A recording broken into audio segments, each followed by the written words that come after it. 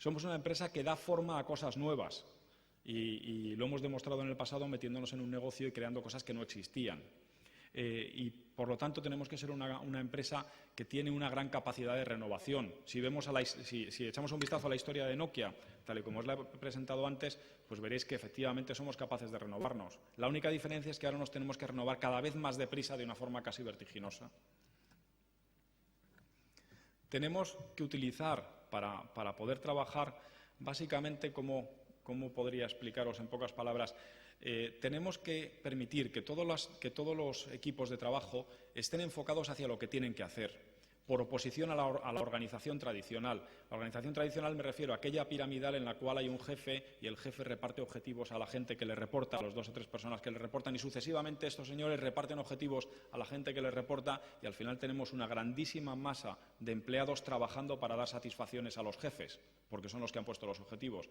Esto, hoy por hoy, pensamos que no es un esquema de éxito. Entonces, lo que pretendemos es crear una cultura que nos permita trabajar mucho más enfocados hacia los objetivos que tenemos de negocio y hacia los clientes, y mucho menos dependientes de nuestros jefes, mucho menos dependientes de supervisión y con mucha más autonomía.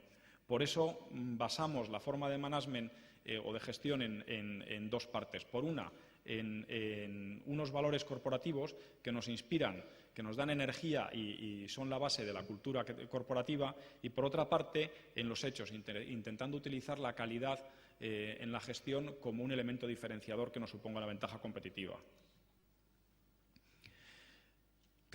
Somos capaces, para conseguir nuestros objetivos, incluso de controlar nuestra cultura, porque creo que la cultura corporativa de Nokia no es un efecto del devenir del tiempo, creo que es un efecto totalmente provocado e intencionado.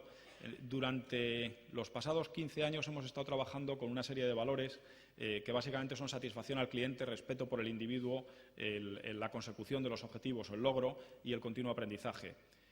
Incluso para poder abordar esta nueva etapa tenemos conscientemente que cambiar nuestros valores, y donde decíamos respeto por el individuo nos damos cuenta que tenemos que generalizar y tiene que ser respeto, porque tenemos que empezar a darnos cuenta con la entidad global que hemos tomado que tenemos que respetar distintas culturas, que tenemos que respetar distintas tradiciones, distintos países, y que no es lo mismo lo que necesitas para tener éxito en el mundo árabe que en el mundo europeo, que en el mundo americano o que en el mundo asiático. Entonces tenemos que ir respetando los sitios donde estamos y no llegar simplemente y hacer caja, sino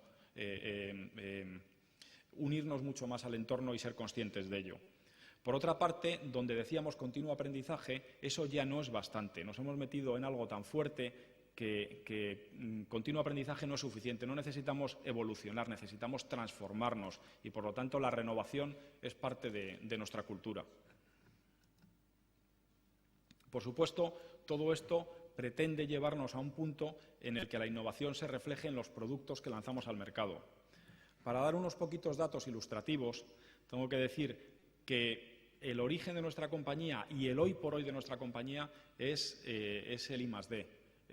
Nokia es una compañía de ingenieros, sino que es una compañía de ingenieros de I+D, con un sistema de management, con un sistema de gestión, no sé si único, pero pienso que bastante singular y, desde luego, muy eficaz, que hace que trabajar en esta compañía sea muy motivante, pero tenemos una tradición que debemos de aceptar, y es nuestra tradición de I+D.